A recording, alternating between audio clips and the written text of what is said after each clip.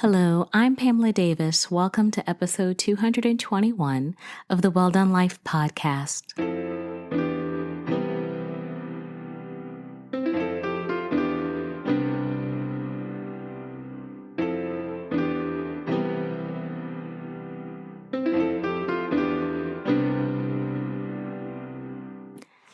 And hello, welcome back to episode 221 of the Well Done Life podcast. I'm your host, Pamela Davis. Before I get into this, I have to say, wow, just to be able to give glory for a moment to God for being at 221, just the thought that I have been doing this for this long just kind of blew my mind for a moment. It just made me want to just take a moment to thank God for this moment, for just this opportunity to be here. I got some tough news just a moment ago before I got ready to start and sit down with you. And I'm going to press through, but I just want to say thank you to God for giving me the strength and for you listening to get me to this point to be at 221. So thank you. So yes, welcome back to episode 221 of the Well Done Life podcast. I am your host, Pamela Davis. And if you are new here, hey, how are you? Welcome. Yes, welcome. I am so glad that you are here. I hope that you will stay for a very long time. And if you've been here before, you guys know the deal. I love you deep. Thank you so much. Like I said, my mind was blown just at the thought of the number, the consistency, God's grace of being able to be in this time where I could say that I have done 221 episodes. And I would not have been able to do it without you, because there were moments when I didn't know that I could do one. And just to even think that I'm here now is truly because of you, for all your messages, all your support, all of your listens and intentions. Thank you, thank you, thank you. And I love you deep, and I hope you will stick around for a very long time and continue to bring friends. So before we get into this week's episode, I want to make sure that I'm foundational. It's really important to me to make sure that you understand that this space that we are creating is a safe space, and I treat it like a house. And with that means that we have to have a really strong foundation. And so for me, the foundation is built on two very important tenets, and that's clarity and love. Clarity is really straightforward. I just want to make sure that you understand that I created the Well Done Life brand because I believe in the power of women. I believe in women sharing their stories and creating space for us in a safe way, for us to be able to share the good, the bad, the ugly, the crazy moments like I just shared. Like I said, I got some tough news just a moment ago, but I'm here, and I'm authentically here because I'll be honest, this is healing. And that's what I want every woman to get when they are here. Hopefully by listening to my journey, that you are inspired to recognize that, you know what, you can make it. You can get through, like, whatever you are going through right now, you're able to get through it. And all the goals and dreams that you have in your mind, they are things that are possible. You won't always hear me. I've just been in a season of talking a lot, but I promise I do like to spotlight other women as well, because I truly believe that all of us sharing our stories and coming together in this way is so important, especially in times like this. We need to show the power in each other. We need the power of community. And as women, it is so important to build that community in the most honest and authentic way, so that we have safety, so that we can encourage, so that we can inspire, and so that we can heal together. So welcome to this beautiful space.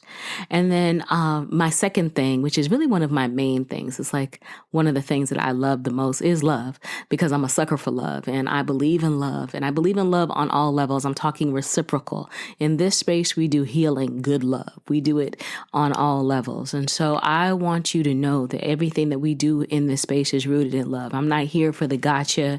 If you want to talk about people, you can go to, there's plenty of other spaces you can do that. That's just not me.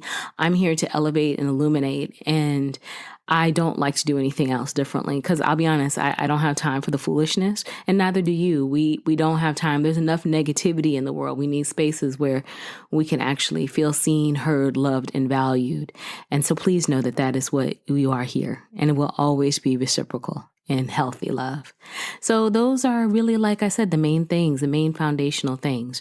And I want to make sure that I get it. But one thing with love, I like to make sure that I show my love back to you every week by sending you prayers. To me, it's really important, because I think we need to really elevate praying together more, because, you know, obviously there's power in prayer.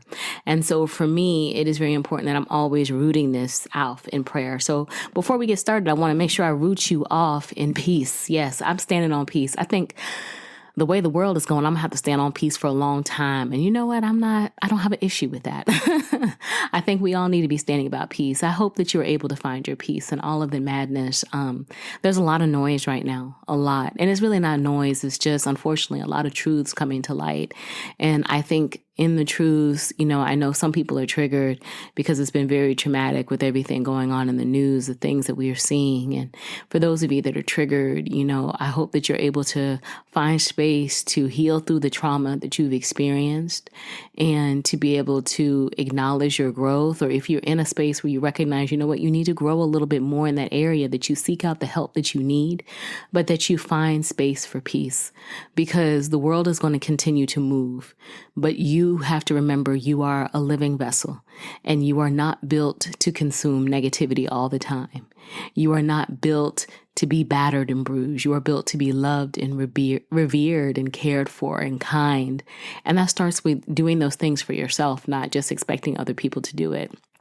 So I pray that you will, like I said, give yourself a moment where you sit in peace. And I don't care what peace looks like to you as long as you find it. For me, I'll be honest, like today, I actually sat in my car. I went to Costco because I'm a big Costco person on the weekend. I know it's like craziness going out there, but I like the gas. I do. And I like to walk through Costco and try to goal myself to not spend $100.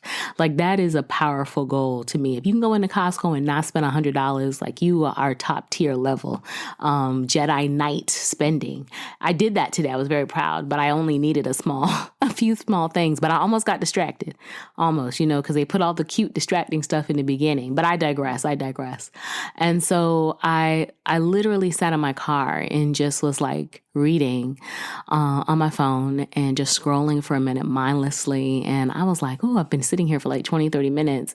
And I was like, I need to get home. I have other things to do. But then I was like, let me give myself some grace and just recognize I needed those 20, 30 minutes.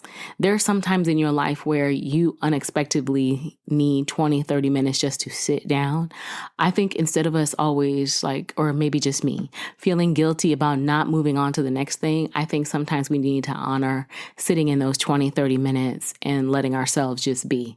Like everything is going to be fine. Like everything was fine when I got back. It wasn't like I missed a beat. I got everything else done, but I was able to pour into me. And so what I'm trying to tell you is I hope that you will this week make sure that you are giving yourself time to pour into you, even if it violates what you already had in your mind to go ahead and do. If all of a sudden you feel this need, this desire to sit still, sit in it and let the peace come to you. Let it reset you. Let it nourish you.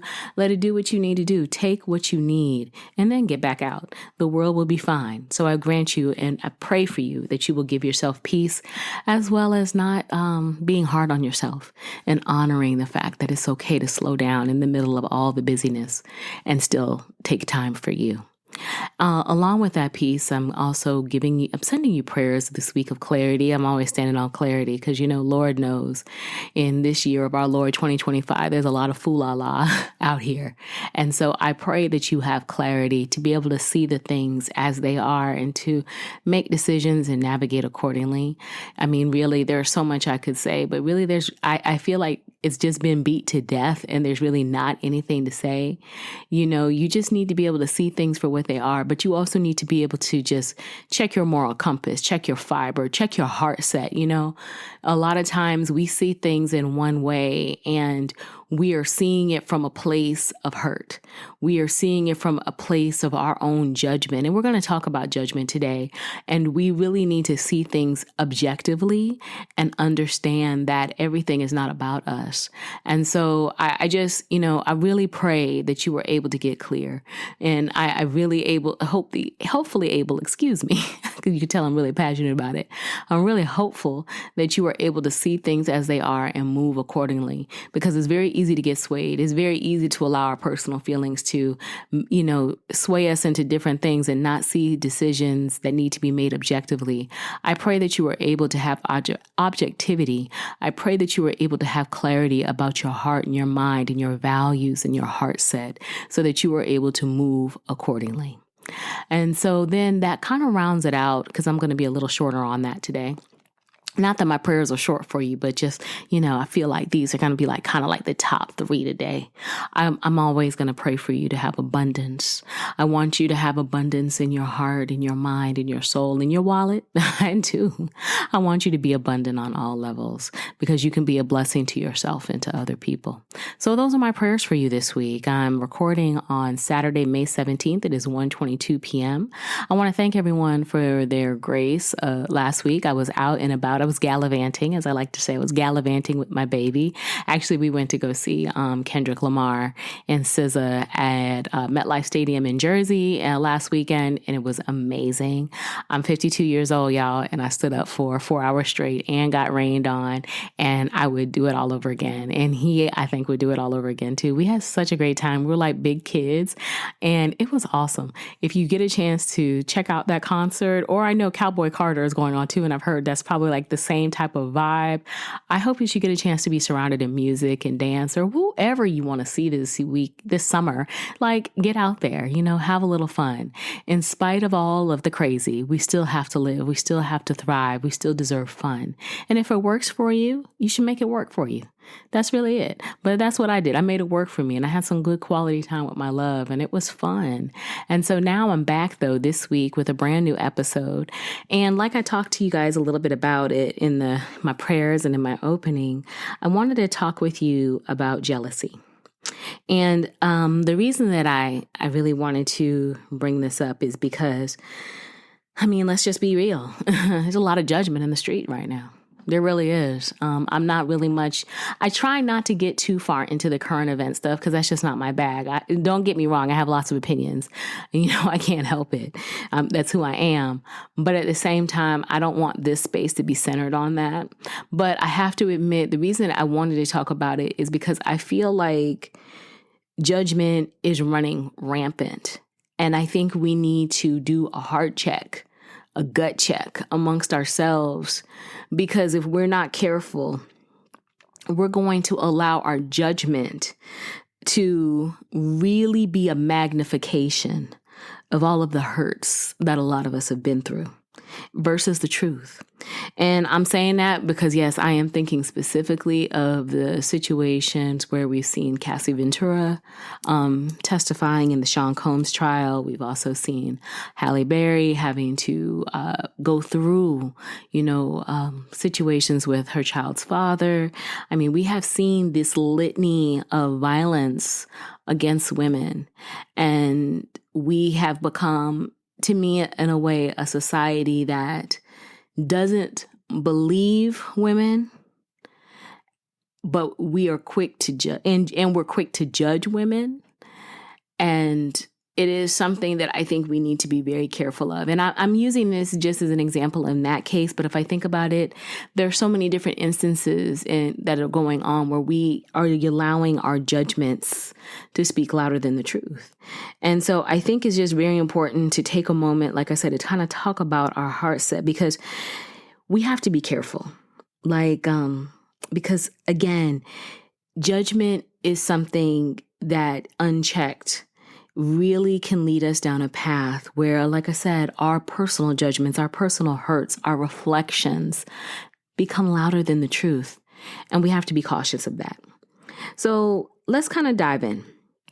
Let's think about judgment and what it is. The instinct of it.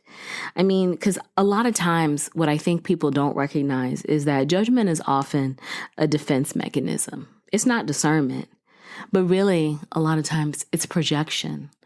And a lot of people don't want to face it because, let's be real, I know for myself, even in the simplest of times in my life, I have judged other people. I have judged previous friends that I had and made decisions in my mind. Oh, I can never be friends with this person because this person is this kind of girl, or da. I did. I can't lie. I have never not acted like I'm imperfect. I'm imperfect. I am flawed. And I have made those decisions.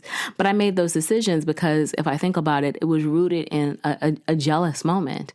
I made that assessment of that person because they were able to move through life in a different way that I wasn't able to. And I say that to say, not that I was looking to be out here with a lot of different dudes, but, I didn't always feel the most beautiful And I always didn't feel like I was in control of my person. Like I didn't always feel like I was attractive.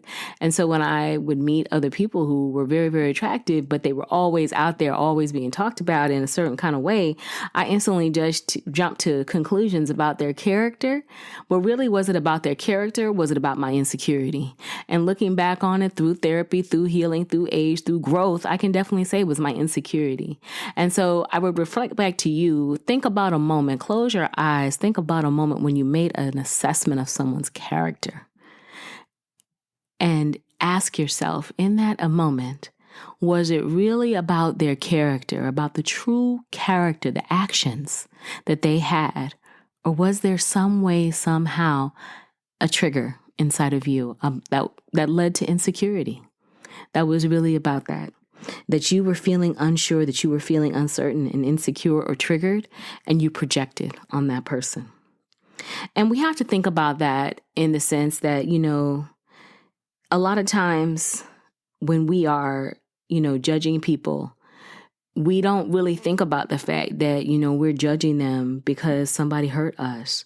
I mean, let's really talk about that. Let's really think about it, because trauma, like I said, it can speak to drama. It can speak to judgment. It really does.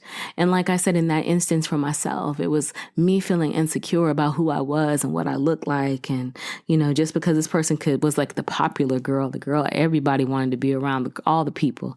And I felt uncertain and unsure. And to me, what does that really speak to my character? And it's not saying that I was a bad person, because I don't think I'm a bad person, but it also talks about the fact that I had areas of myself that were unhealed. And so when you're thinking about it in this moment, about how you may be judgmental, think about it in the sense that, again, you're dealing with unhealed trauma. And how is that distorting your perception? Because if you think about it, when you're judgmental, you tend to be hypervigilant. And when I say hypervigilant, it's like you see threats where there are none. Like essentially you size person up instantly, like, oh no, this person is, I can't be that. And again, I'm just generalizing in regards to a person, but you have to even think about, where and how you actually project on other people. And then other times it's essentially the moment that you become hypervigilant, the moment that you're triggered, you project. And essentially you are placing your pain on someone else's actions. And then it leads you instantly into making premature conclusions. I mean, you're making conclusions about this person because you're trying to, I guess, in your mind, maybe protect yourself by figuring it out too fast. Like, oh yeah, I knew this person was this, and this, and that's exactly why I'm making these judgments. And I hate to say it. I mean, people still do this. I'm 52. I try not to do that now. I really make a conscious effort in my life not to judge people, because it's not my place. I truly really have to check myself though, because it's like dying a slow death of yourself to be able to get to that point. And when I say that, I really am talking about dying to your ego, and having to do that work. And for me, I've been dying to my ego for a long time. If I think about it, I've been dying to my ego since I actually became born again. Because if I think about it, in order for me to really allow God to move into my life the way that He has, I had to die. I had to be willing to get rid of self. And that is one of the things, being able to submit.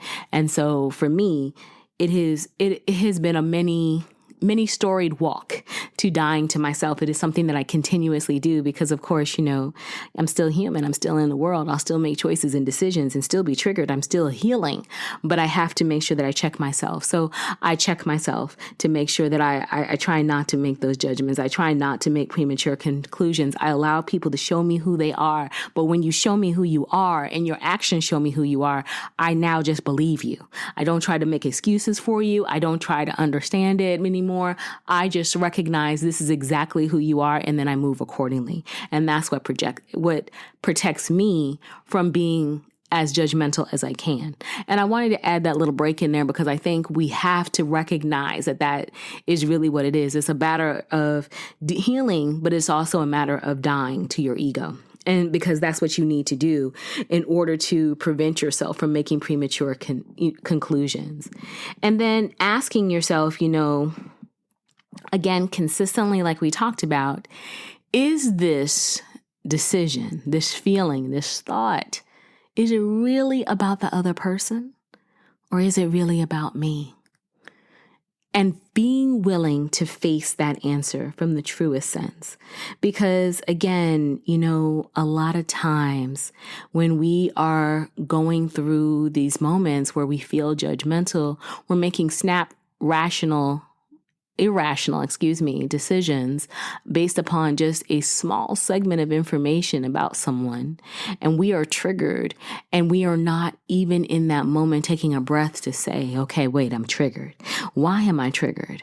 Is this about this moment that's occurring, or it's about a behavior that this person triggered in me? And then this behavior, where did this behavior come from? Why am I feeling the way that I'm feeling? Have I not dealt with this side of myself? Because we all know that there are areas within ourselves that we have to deal with. It's just, have we really dealt with it? And if we haven't dealt with it, it's like, when am I going to deal with it? And asking yourself all of these things. It's like doing this quick assessment, this gut check. And that's why, unfortunately, if you think about it, when we are being so judgmental about things, when we are hearing information and making rash decisions based upon the little bit of information that we got because of the fact that something inside of us is triggering, it's one of those moments where it's like we really need to take a moment to breathe. And how often are we taking a moment to breathe? How often are we recognizing the power of silence? Because, I think in this day and age, with the gift and the curse that is social media, we have now become a society which is able to freely express themselves at all times. I mean, like, you don't have to take a break. Like, literally, you can give your opinion 24/7 all the time. But if we think about it, why are we not recognizing the power of silence? I mean, in that moment of silence, there's wisdom. I mean, really, silence allows us space for truth to reveal itself. But silence actually even allows that understanding, that everything doesn't need a response. I mean, how many times have we all saw posts on social media and really thought about, you know what, we were ready to fire it up. Like, you look like Kermit the Frog typing on your phone. And then you really have you given yourself the space to think about it as you are typing, or after you've typed that long paragraph message in response to something that triggered you and that offended you, that it doesn't really respond, that you don't really need to respond? Like, what is your answer going to do? Are you adding positivity into the atmosphere? Are you adding context to the situation because you understand it intimately? Are you adding your perspective because maybe you have been hurt by this and you recognize what this situation is and you want to offer context and how it can possibly impact you? Or do you just feel this desire to have your voice out in the ether so that people can talk about you, so people can like it, so people can retweet it and share it? I mean, let's not lie. Let's keep it a buck. Sometimes people want to have that viral virus and they're willing to jump in on anything that is said so that they can get a little bit of a shine. I know people don't like to say that, but that's really what it is a lot of times. A lot of times people are just commenting to comment because they want a little shine. They want a little extra lift. They want an extra little commentary. Because let's not act like some of these folks out here are not getting paid to do this. Social media is a business for many, many folks. Social media is also a place for a lot of people to vent their unhealed trauma too. But that's a whole nother conversation. And actually it's part of this conversation, but I mean, that's a whole nother conversation. A lot of times people are using social media as a therapist. I mean, really. So you are putting your energy out here in a way so that you are looking for support, you're looking for encouragement, you're looking for money, and you're looking for engagement. And people don't recognize the power of silence because everything doesn't warrant a response. I mean, really, if we think about it, being able to have the wisdom to sit and look at this Kermit the Frog size note that you sent. Because, when we are typing, when we're ferociously typing a message, that paragraph is looking long and strong. And we having the courage to delete it and recognize that your peace is worth more than that. That's powerful. Because really, I mean, that's really what it is. It's deciding that your peace is there. Is also deciding that, you know what, I'm going to sit back and just see how things unfold. It's also saying you don't know everything and you don't have anything of value to add to this conversation. So you don't want to add anything that's just going to make it even worse. It's deciding that your opinion is better saved versus out here and just distracting and not adding anything of substance to the conversation. And that's okay because you don't need to. Again, like I said, social media has kind of given us this free realm into speaking our minds all the time. And I think it's such a great thing. But I think at some point in time, we need to recognize the power of sitting back and keeping our peace. There's a quote that I saw that I really wanted to share. It's sometimes the most powerful thing you can do is say nothing and let the truth unfold. How about that? Again, a lot of us, especially in these situations that I mentioned earlier, I've seen a lot of public lawyers. Half of y'all didn't even graduate from high school, but you want to act like you got a Juris Doctor. And that's not a shot. I know it sounds shady. I can't help it. It's just how it came out. Sorry, from Brooklyn. Sometimes just the Brooklynite creeps out. But again, that's what I mean it seriously, though. And it's like, let the truth come out. Just let it unfold. And then rush to make your judgments. But find the power, find the strength in it. Connect silence to peace, because the less you judge, the more room you leave for peace to move in your life. And then let's really go back to, like I said, the root of what it is. I mean, again, because a lot of times when we judge, it's unhealed trauma. It's like, how do we heal past it? How do we recognize that when we heal, judgment turns into compassion? In this moment, ask yourself, where do you judge harshly because you've been wounded?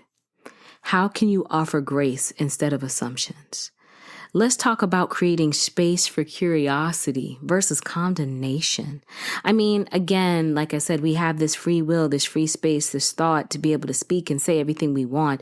And sometimes we have the power of silence, but within our communities, we're still talking. I mean, we're still having conversation. Maybe in those communities, in those safe spaces, it gives you an opportunity to recognize that you can say, you know what? I recognize that I'm judging in this situation because I was hurt. And I was hurt based upon a circumstance that happened in my life, or I was hurt because I didn't feel valued. I didn't feel seen. And I felt like, I may have been less than, and that's why I was jealous of someone. Or even in the case of what we are seeing going on with these ladies, I was abused.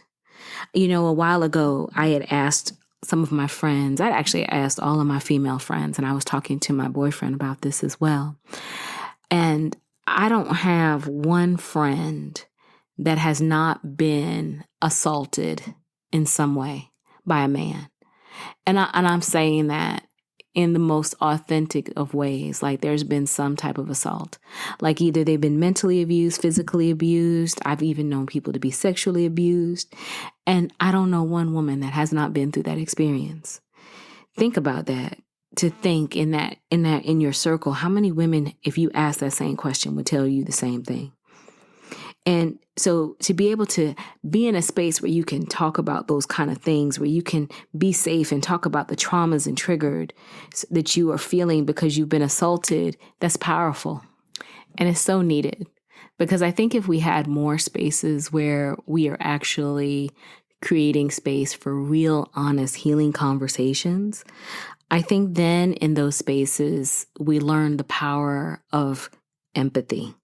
We learn the power of compassion. And instead of adding to the noise of judgment that you see out there, we start to add more support and encouragement, because we don't talk about how it takes a lot of courage to be able to lay your truths for the world to see. I mean, like I said, I'm not trying to be funny, but half of y'all don't truly, honestly give space for people to see the trueness of your heart, the true things that you have gone through, but you want to judge somebody else for their experiences. And of course, I always hear well, you don't really know if someone's telling you the truth or not. We don't know if you're telling the truth or not. But is that really our place to judge, or is to understand? Because remember, someone's actions will always tell you everything that you need to know. And I'll be honest, in the way the karma and stuff kind of has been moving in the streets, lies come out quick. So at this point, what do you have to lose versus being compassionate? I mean, if it's lying, it's going to come out. But to lead in compassion, to lead in healing, is to recognize that you are learning to not hold others hostage to the pain and trauma that you've experienced in your history. You were learning how to see with an open lens and heart because you recognize people go through things. You have been through things. And who are you be to judge? People need our support and our compassion, not our judgment. And you give space for the truth to be revealed. So as you're kind of navigating through this, I really do want you, like I said, to kind of think about, from a healing place, who have you judged lately? And what did that judgment reveal about you? And really think about this thing. Judgment closes doors, but silence opens them. And healing keeps them open. So I hope that you will give space to heal, that you will recognize that your judgment is allowing your hurt to possibly speak louder than the truth, and that you have made a decision today to stop doing that you have made a decision today that that there's something within you that needs to be healed and fixed so that you can actually hear with an open heart and allow the truth to be played out versus adding commentary and energy in a negative way that only diminishes you. So I really hope that this will create opportunity for you to have conversations with yourself and with your support group. And I pray that you will heal, because I think we really need to check judgment very, very closely within ourselves so that we can continue to evolve and heal, because we don't need that type of negative energy in our spirit. So that's the episode this week.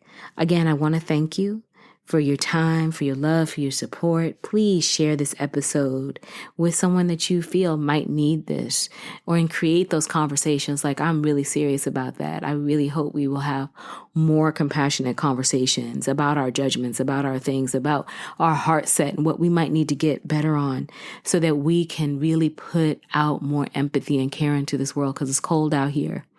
And even though you're not in the seat at the moment, imagine that at any point in time in life can change. Your life can change, and you could be the person being judged. And so you want to make sure that you are treating people the way that you would want to be treated. So again, I hope that you will enjoy this episode. I hope that you will share this episode. Please feel free to leave comments, let me know what you're thinking. Let me know what you're healing from so I can support you and pray for you. And I will be back next week with another episode. Please don't hesitate to reach out to me at thewelldonelife@gmail.com or hello@thewelldonelife.com if you want to talk, if you want to collaborate. I'm really definitely going to get back in my guest bag soon. And so I definitely want to spotlight amazing women in the community who are doing great things, because we need positive energy. Remember, this is about healing and compassion and love here.